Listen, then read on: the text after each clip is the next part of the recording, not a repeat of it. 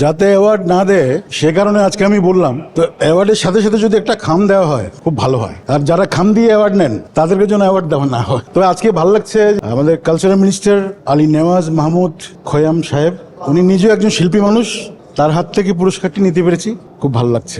ধন্যবাদ মির্জাফকে। আপনারা হয়তো দেখেছেন ভারতের নচিকেতা, আমাদের প্রিয় লেজেন্ডারি নচিকেতা চক্রবর্তী, তার কথাও সুরে ঢাকা নামে একটি গান আমার বের হয়েছে, অলরেডি অনেক ভিউ হয়েছে মাশাআল্লাহ, মানুষ খুব পছন্দ করেছে গানটি। এবং আরেকটি চট্টগ্রামের ভাষায় গানটি বের হয়েছে তসিবার সাথে, তুমি হন্ডে আই হন্ডে। তারপর অবশ্যই যারা শোনেননি আপনারা শুনে নেবেন। সিনেমা তো আজকাল সব আমার মনে হয় যে সব লবিং করে হয়, তো সে কারণে যদি কেউ গাওয়াতে চায় অবশ্যই গাইবো। একটা সিন্ডিকেট তো কাজ করছে, একটা সিন্ডিকেট আছেই, সিন্ডিকেটের বাইরে আসলে কেউ যেতে চায় না, সেটা আগেও ছিল।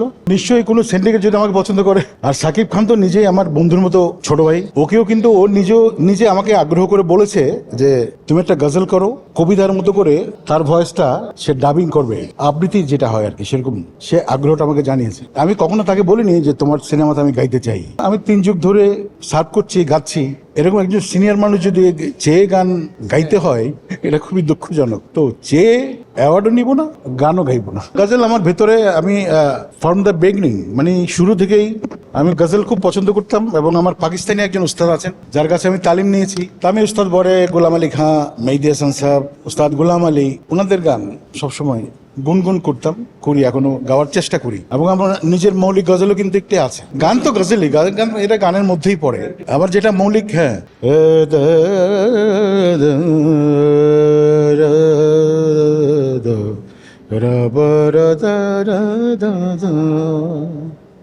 कोई दुख देने को आया, कोई दुख सहने को आया, जो दुख सह कर खुश हो मैं उसके कतार में,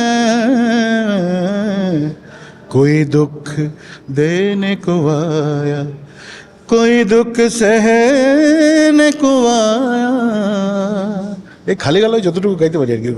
লেখার পরামর্শ না, সে এই গজলটা তাকে আমি শুনিয়েছিলাম যখন অনেকদিন পর তার সঙ্গে আমার দেখা হয়, আড্ডা হয়, তো বলে যে বাহ বাবা কি সুন্দর ভয়েস তোমার, তো তোমার এই গজলের সাথে আমি থাকতে চাই। যেটা অমিতাভ বচ্চন অনেক গানে, লতা মঙ্গেশকরের গানে ছিল, কিছু গানে উনি এরকম কবিতা আবৃত্তি করেছেন, সেরকম সেও চাচ্ছিল আর কি। সে আমাকে আগ্রহ প্রকাশ করেছে, নিশ্চয় হবে। পার্সোনাল কোনো প্রশ্ন আমি উত্তর দিতে চাই না, একদম হাত জোর করে বলছি, ক্ষমা চাই।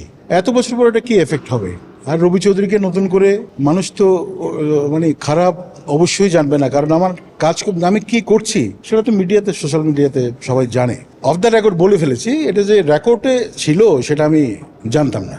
তো এখন তো ইন্টারভিউ নিয়ে এক লাইন করে দেওয়া হয়, পুরো কথাগুলো কিন্তু দেওয়া হয় না। তাহলে পুরো কথাগুলো যখন শুনবে তখন বুঝবে যে না, আমার সম্পর্কে খারাপ কিছু বলেনি, এরকম।